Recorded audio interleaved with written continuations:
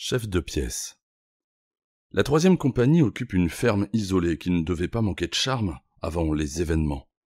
Il y a même, avant d'accéder au bâtiment principal où logent les officiers, un patio dont le centre est occupé par un petit bassin muni de son jet d'eau en ordre de marche. Une cigogne plus ou moins apprivoisée fait majestueusement les 100 pas à côté du bassin, louchant sur les quelques poissons rouges qui s'y prélassent. J'apprendrai que cette cigogne a été tirée de je ne sais quel mauvais pas par les bons soins de l'infirmier, à la suite de quoi elle ne quitte plus l'endroit. Une bonne centaine de ses consoeurs sauvages ont jeté leur dévolu sur un pré, assez pelé en cette saison. Je me régale du spectacle. Mais je ne suis pas ici en touriste, et je vais frapper résolument à la porte du capitaine. Présentation réglementaire, au cours de laquelle je décline mes noms, prénoms, grades, et par-dessus tout, ma qualification de mécanicien radio, qui flamboie sur les 2 certificats tout neufs que je sors de mon livret militaire. Et que je rentre piteusement, car la guillotine vient de s'abattre, sèchement. « Mais nos postes marchent très bien !» Le capitaine détache chaque syllabe à la façon d'un robot, ce qui contribue à la sensation de grand froid qui vient de me saisir. « Tu seras donc chef de pièce à la première section.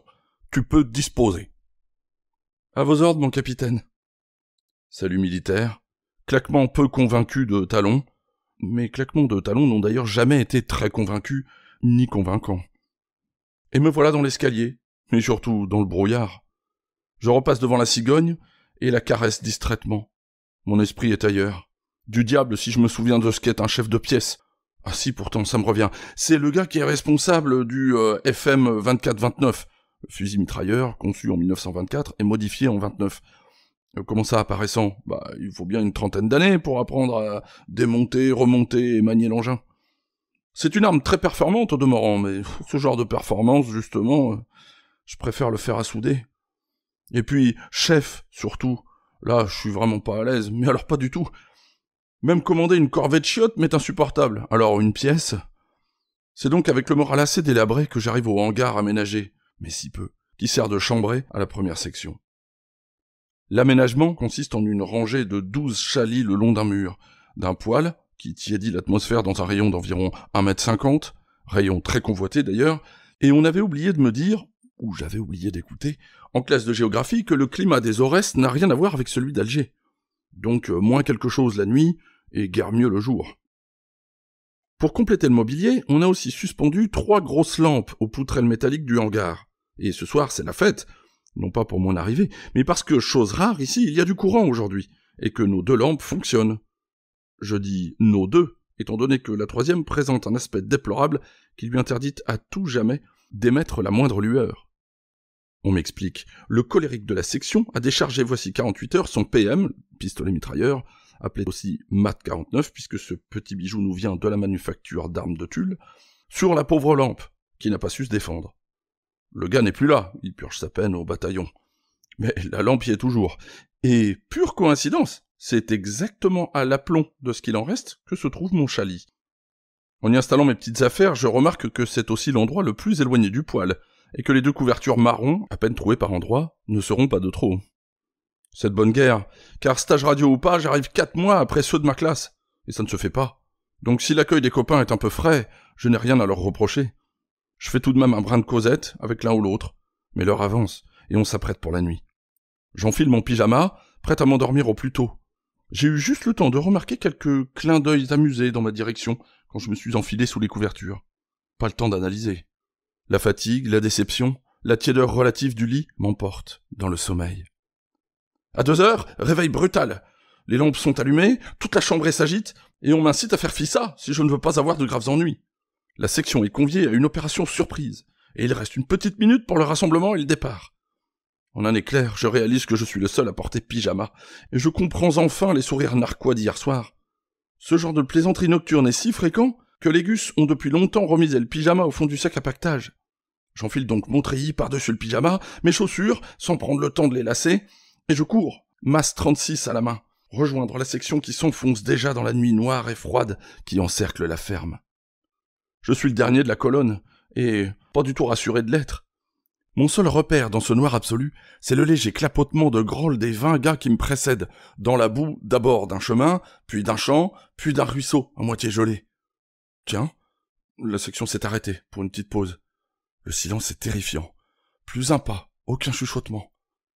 À l'avant de la file, le lieutenant a calculé la distance pour que toute sa troupe ait franchi le ruisseau avant la pause. Toute? Non. Pardon, cher Goscinny, mais je n'ai pas pu résister. Mes pieds restent bien calés dans la boue glacée. Puisqu'on est au repos, je mets à terre la crosse de mon fusil, croise mes mains sur le canon et pose mon menton sur le total, pour un bref moment de confort. Très bref même, puisque je vois déjà une lueur qui devient bientôt lumière douce. C'est que nous sommes en fait tout près de la ferme, et d'ailleurs le capitaine est là, se penche maternellement à mon oreille et me susurre tout doucement « Chef, chef, chef, chef. » Nom d'un chien, je m'étais endormi, et ce murmure n'est que le léger froufrou des 20 treillis qui devant moi ont repris la progression, et m'ont réveillé juste à temps. Je rejoins la file sans trop de mal, et tout d'un coup je sens mon ventre se crisper, avant que la même fulgurance n'atteigne mon cerveau. Tu es en train de faire la guerre d'Algérie. Depuis 16 mois qu'on ne parle que de ça, qu'on ne nous prépare qu'à ça, qu'on ne nous passe des films que sur ça dans nos casernes. Vous allez me dire, non sans raison, que je n'ai pas la réaction trop vive. En effet, ces marches de nuit et de jour, ces combats de jour ou de nuit, ces campements et autres exercices de tir ou de déminage auraient dû me mettre la puce à l'oreille. Dans l'expression ONI, parcours du combattant, il y a le mot combattant, c'est clair. Et pourtant, rien à voir avec ce que je viens de ressentir. En même temps, il y a cette deuxième certitude. Les autres devant, y compris le lieutenant, partagent au même instant cette espèce de chose qui s'est accrochée à mes tripes. Derrière les réunions bien arrosées d'anciens combattants, bien au-delà des récits héroïques auxquels personne ne croit, des repentirs ou des nostalgies que vous arrachent 40 ans plus tard des journalistes en mal de sujet, derrière tout cela, donc, il y a seulement cette vérité toute simple, que personne ne nous enlèvera jamais et que nous ne savons pas dire. On a vécu ça ensemble. C'est tout. On? Qui? Le métallurgiste lorrain, l'éleveur de poulets, l'apprenti curé, l'instit, l'artisan, le fils du patron, et j'en passe. Tout ce petit monde habillé du même treillis, portant même sac et même fusil, crevant de frousse ou de rire au même moment, c'est fabriquer des attaches autrement solides et durables que les liens, tissus et autres consensus sociaux, sans compter les signes forts républicains, citoyens, démocrates, dont les discours politiques sont surchargés, mais dont la réalité quotidienne est bien avare. Non, je ne fais pas l'apologie de la bonne guerre, qui n'existe que dans les rodomontades de ceux qui n'y ont jamais mis le bout du pied. Je veux simplement dire qu'il est déplorable qu'il faille des circonstances aussi tristes pour que le mot fraternité veuille enfin dire quelque chose de concret. Eh, messieurs les politiques, on s'en fout de votre droite ou de votre gauche, de vos places et de vos prébendes, de vos enrichissements personnels et de vos discours. Vous nous avez envoyés tous ensemble au casse-pipe, sans y aller vous-même. Alors un peu de pudeur et de savoir-vivre. Bon, une fois de plus, je me laisse aller. Tant pis, j'ai la flemme d'effacer. Et d'ailleurs, c'était bien dit, hein, les anciens. Revenons-en à notre promenade nocturne. Pour cette fois, elle se termine au petit matin sans incident, devant un bon vin chaud que les copains nous ont préparé. Sympathique tradition établie dans la compagnie par le capitaine lui-même. Nous ne sommes pas dispensés pour autant du rassemblement réglementaire et quotidien de 7h15. Et là, opération nocturne ou pas, gare à la figure mal rasée, au godillet mal ciré ou à l'arme mal tenue. Dans la soirée, je tombe sur un colosse que je n'avais pas repéré la veille. Le cheveu blond, coupé ras, les yeux bleus, pétillant de toutes sortes de choses, bonté, malice, humour, etc. Nous faisons vite connaissance, et devenons aussi vite inséparables. Lui, le protestant convaincu, et moi, le petit apprenti curé. Nous retrouvons avec un immense plaisir sur le terrain de la foi qui nous rassemble. Il y aura entre nous des orages, des anathèmes réciproques, des reproches cinglants. Mais rien de tout cela n'entamera notre amitié, ni dans les 10 mois que nous passerons ensemble, ni dans les 40 ans qui suivront. Notre premier entretien porte sur la fondation, il y a quelques années, de l'abbaye de Thésée. Nous sommes l'un et l'autre enthousiasmés par la personnalité du frère Roger et persuadés que l'esprit a réussi là, une fois de plus, un coup de maître. L'avenir, qui est le présent d'aujourd'hui, ne nous démentira pas. Mais Thésée est bien loin de notre bout d'Algérie, où faute de pouvoir dépanner des postes qui marchent très bien, je dois, toute amertume bue, assumer ma nouvelle fonction. Aujourd'hui donc j'inaugure. Comme mon tireur FM a l'habitude de se débrouiller sans chef, je n'ai qu'un rôle discret. Contrôle du matériel et des musettes de munitions, dont nous n'aurons pas, je l'espère, à nous servir. Et puis, ne pas oublier le plus important, la graille, pour midi, étant donné que nous serons en plein bled. Facile, même un étudiant en théologie saurait faire. Nous sommes 4, et j'ai tôt fait d'enfourner dans mon sac 4 rations, une couronne de pain rassis, que je distribuerai avec une impartialité souriante à la pause de midi. Nous y voilà justement, après une bonne matinée de marche. Le FM est en position, les appétits sont suraiguisés, la distribution peut commencer. Impartialité, ai-je dit. Et sourire. Pour l'impartialité, c'est parfait. Pour le sourire, par contre, ça se fiche très vite. Et même, ça bloque tout à fait, sous une bordée d'injures franco-arabes, qui m'arrivent en droite ligne de mon tireur, un grand FSNA, jusque-là doux comme un mouton. Quelle mouche l'a piqué? Ses yeux flamboient de rage, et l'opinel dans sa main se fait menaçant. D'une voix blanche, mon porteur de munitions, un Normand celui-là, m'explique. Tu leur as donné des rations normales, au lieu des rations FSNA. Bon sang, mais c'est bien sûr, aurait dit Bourrel. Les rations normales comportent en plat de résistance une superbe boîte de pâté pur ralouf du porc, qui enverrait mes FSNA tout droit en enfer. Je suis anéanti, désespéré. J'adresse tout bas une prière à Allah le miséricordieux, et tout haut mes excuses les plus sincères au tireur et à son copain. Je leur laisse de ma ration la plus grande part de ce qu'ils peuvent manger, et sympa, mon pote le Normand en fait autant. Le calme revient à peu près, et ce soir avec une ou deux gazousses au foyer, offertes par le chef, l'incident sera tout à fait clos. Heureusement, car dans les conditions où l'on vit, on ne peut pas se permettre le luxe de disputes trop longues, et si parfois l'explication est vive, voire musclée, elle doit impérativement être brève. Un des moments à problème, c'est la douche hebdomadaire. Un luxe inouï dans ce bled, mais cause de bagarres homériques. J'explique. Les douches ont été installées dans l'ancienne porcherie. Quelques claies disposées sur la terre battue, un caniveau d'évacuation, et sous le toit de tôle de la Pinty, bonjour les courants d'air, une quinzaine de pommes de douche, qui sont autant de pommes de discorde, car plus ou moins crevées ou entartrées. Les unes vous aspergent correctement, tandis que d'autres vous pleurnichent un maigre filet de liquide sur la tête. Il faut donc être un ancien bien implanté dans la compagnie pour avoir droit à la première catégorie. Mais ce n'est qu'un détail. L'essentiel se passe dehors, près du derrick. Ce bâti métallique supporte un bidon d'une centaine de litres, auquel aboutit un tuyau d'eau froide, glacée en cette saison, et d'où part un second tuyau qui conduit aux douches. En bas du derrick, un brûleur à essence est chargé de chauffer l'eau du bidon par un système de serpentin assez bien bricolé. Le préposé, différent à chaque séance, n'a qu'à bien surveiller 1. Le fonctionnement du brûleur, 2. La vanne d'arrivée d'eau froide qui remplit le bidon, 3. La vanne des douches, à la demande des copains, qui, une fois déshabillés, tiennent à ce que les choses aillent rondement. Cet après-midi, le préposé, c'est moi. J'ai donc pris une douche très médiocre avec le groupe précédent, et je me pointe au pied du derrick pour prendre les consignes. Mon prédécesseur m'explique. Tu ne peux pas savoir le niveau dans le bidon.